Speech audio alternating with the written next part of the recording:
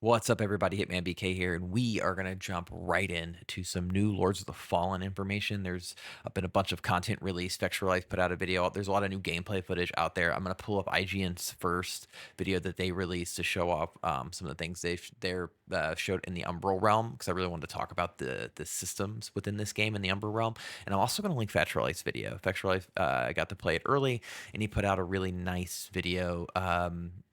Honestly, just hyping the game up even more and talking about some things that I'm sure I'll mention in here. But I want to give credit to these both these places, because this is where I got all my information for this to provide to y'all. So sit back, relax, let's get into it.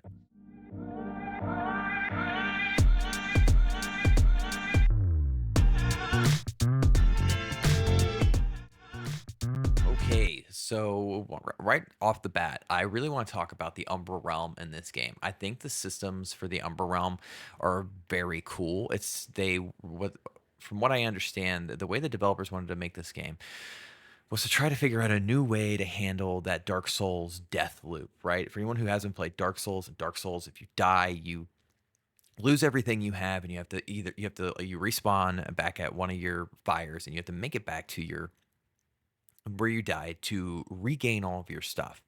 Well, interesting enough, what Lords of the Fallen is going to try to do is make it so that there's a risk reward in a lot of the ways that you can play this. When you are in the living world, if you die, you actually will res back into the Umbral realm and get a second go at what you're doing. And then if you die there, then you will die. As you see here, you'll fully die. Well, this is him actually respawning in the Umbral realm to continue the fight. So he had died, and now he has been put into the Umbral to continue this boss fight. And this is obviously right here from IGN, plunging the player into a shadowy realm of entropic horror ticked all these conditions of satisfaction. So the moment we engaged with these concepts, such as where does the player go upon death, if they resurrect on the spot, should there be gameplay modifiers in place, like all of this stuff, they figured out in creating the Umbral realm. And so when they started asking those questions, they opened Pandora's box and the true challenge began. I love IGN's coverage of this. It's really good. And that is really cool that when you die, you're going to be put in back into the Umbral realm and have another go. And if you die there, then you will respawn, and that loop will play itself back. But the Umbral realm is also very interesting because it's going to be like where a lot of secrets are tied to as well. I mean, I'm sure there'll probably be secrets in both realms, but you can navigate these throughout the game. And the way you do that is you can actually pull your lamp out, and you can go to these places that look like a bonfire, but they're actually like little flower petals. I was going to see if I could find it in this video for you. But the thing about the flower petals is it's a limited resource. So if you're not paying attention and you burn through those, you won't be able to just do those willy-nilly. But there'll be these like places that are almost like a bonfire, and I don't know where it is in their video. But essentially, is you'll plant like almost like a seed in these flowers, and that will give you access to both realms, and you can navigate in between the two, which is really cool. And not only that, but you can pull your lamp out to see the Umbral realm whenever you want. And that is also interesting because you're going to be able to do that to find puzzles and to find routes through things that may or may not be there. You might see something that looks like it's just a fall, like you're going to fall off the mountain, and then you pop into the other realm, and then there's actually a path to walk. Like that is super cool. Not only that, but there's fights tied to that too. So in this example, you see this guy, he's got this like ring around his head, so he's actually tied to a mechanic where there are these like little blue, you look right here, this guy is inside the Umbral realm, and while you are dodging this man, you have to pull out your lamp, find these things, and kill them to stop them from buffing him and making him harder to kill, and then go and attack him. Like there's clearly so much depth like put into this game, and new nuances that completely separate it from the Dark Souls games, that this might be like, I mean, Liza P looks really good, y'all, but like this might be like the Souls like game to play this year.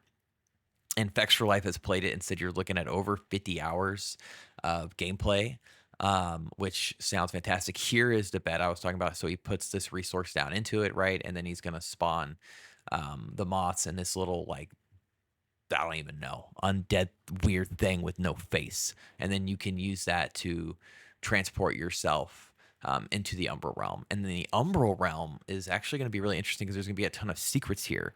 And from my understanding of this video is too is what they were saying is the longer that you are in the Umbral realm, um, right, right there, like you have a UI of like this eyeball, and that's going to tell you the longer that you're there and the more affliction that you suffer, then you're going to start seeing things, and you might like summon these enemies where you can actually summon like a like a just a big enemy, like a big bad dude who's going to like come at you. And the whole point of that is because the long obviously Umbral's got a ton of secrets and rewards and full on gear sets, and so there's another risk reward of going into that realm to get these things and knowing when to find yourself out to go back to the real world, because if you are already in Umbral and you die, you're dead. You don't then spawn back up in the living world. So that is just, and I think, oh my God, that's just such a cool mechanic. And so far, from everything I've seen from people who have been playing the game, there's nothing but positive things to say about it. This is being done in Unreal 5. It's going to be co op up to two players. It says three. And from my understanding, what that means is you can have two players co op and one person invading you. So there'll be sort of like this multiplayer aspect to it, PvP, I mean. And uh, it comes out in October. I'm hoping to continue to like dive myself pretty deep into this and get you guys like more information, especially about how Umbral fully works, maybe even how invading works, and if you can choose to be invaded or not be invaded. But overall, we're looking at like a very well put together Souls like with a very interesting mechanic that kind of like turns death and the consequences of death and how you look at death upside down, as well as how you will navigate this world and find yourself through puzzles. And Umbral mechanic, to me, it just sounds like a huge win, and I honestly can't wait to get to try it out myself.